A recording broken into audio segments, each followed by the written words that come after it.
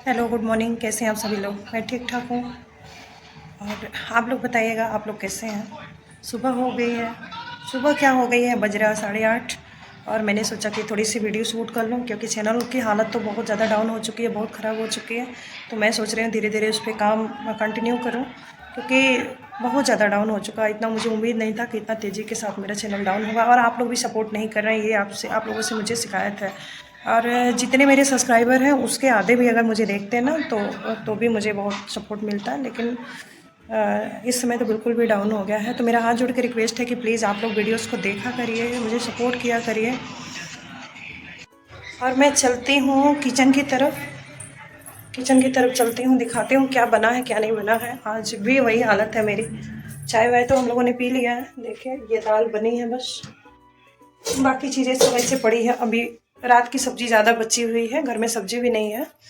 तो मैं सोच रही हूँ वही सब्जी गर्म कर दूँगी। तो दाल सब्जी रोटी चावल। कल मेरा फास्ट भी था, तो इसलिए कहते हैं ना, पारण करना, व्रत का पारण करना।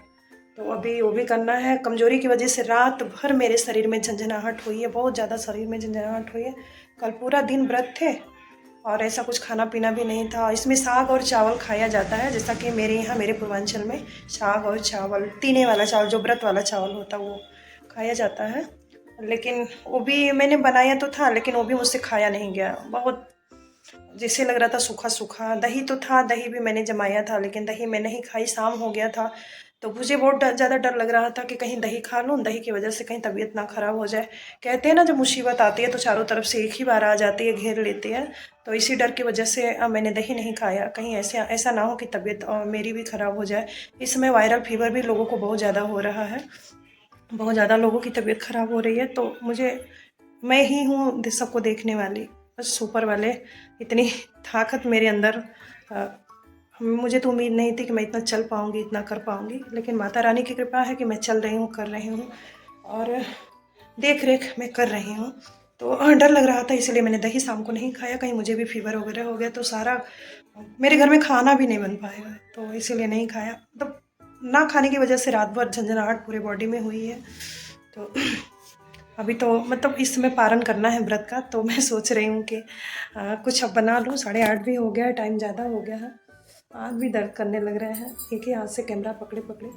क्योंकि होता है ना कि जो कमज़ोरी होती है तो बहुत ज़्यादा दिक्कत होती है। देखिए, यहाँ जो भी व्रत खोलने से पहले ये दान पुण्य चावल छुआ हुआ जाता है, सारी चीज़ें उसको मैंने कर लिया। अब चल रही हूँ, कुछ बनाऊँगी किचन में। सबसे पहले तो मैं आप लोगों को बता दूँ, कल की वीडियो में मैंने जेकू को नहीं दिखाया था, क्योंकि वाकई में मूड बहुत ज़्यादा डिस्टर्ब होता है। तो फिर जेकू को ले आने का वीडियोज़ में मन नहीं होता है।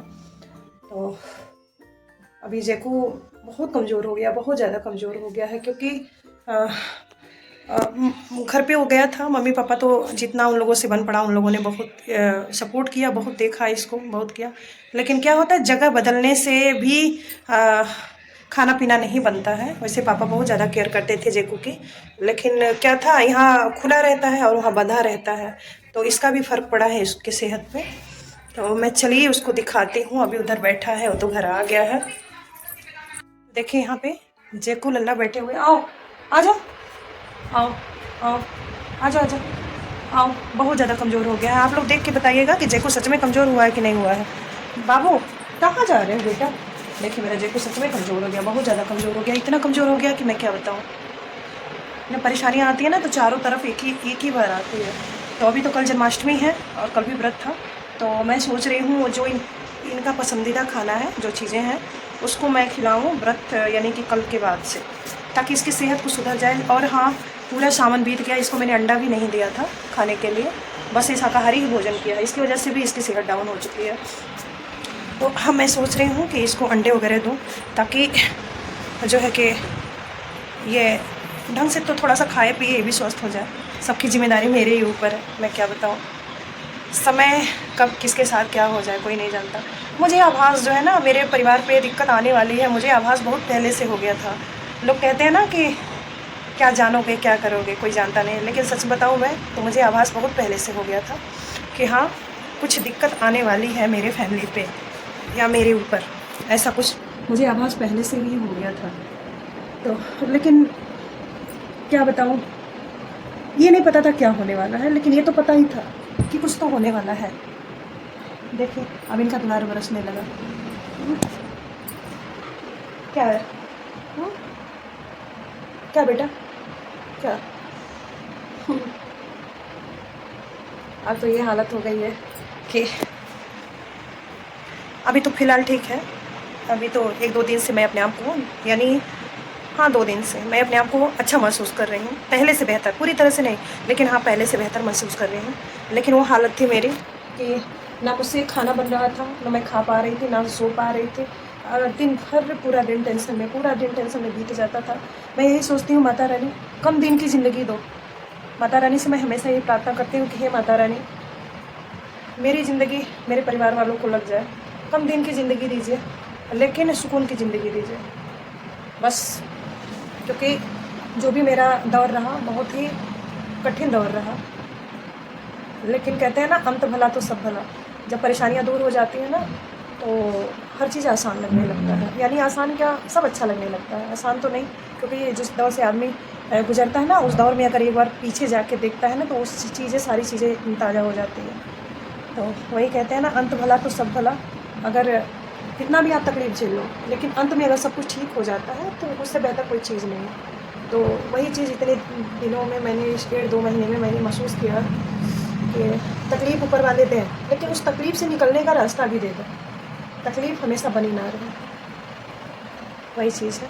लेकिन भोलेनाथ और माता रानी की कृपा रही। सावन का महीना आया, मेरे लिए परेशानी लेके आया, लेकिन सावन जाते जाते मेरी परेशानियाँ भी धीरे धीरे दूर होने लगी। भोलेनाथ की ही कृपा रही, माता रानी की ही कृपा रही कि धीरे धीरे सब दूर होने लगे। और आप लोगों का प्यार, सपोर्ट और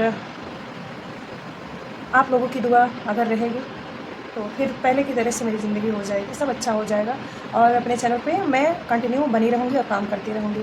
अब तो रील वगैरह बनाने में ना, जो सॉन्ग वॉन्ग है उस पर रील बनाने में मुझे बड़ा अटपटा सा लग रहा है, लेकिन 1-2 रील मैंने बनाया भी है। किसी तरह से कहते हैं ना, कलेजे पे पत्थर रख के। कभी कभी मैं किसी को बताने की कोशिश करती हूँ, लेकिन ये होता है कि इंसान क्या कहे, क्या बताए, क्या करे।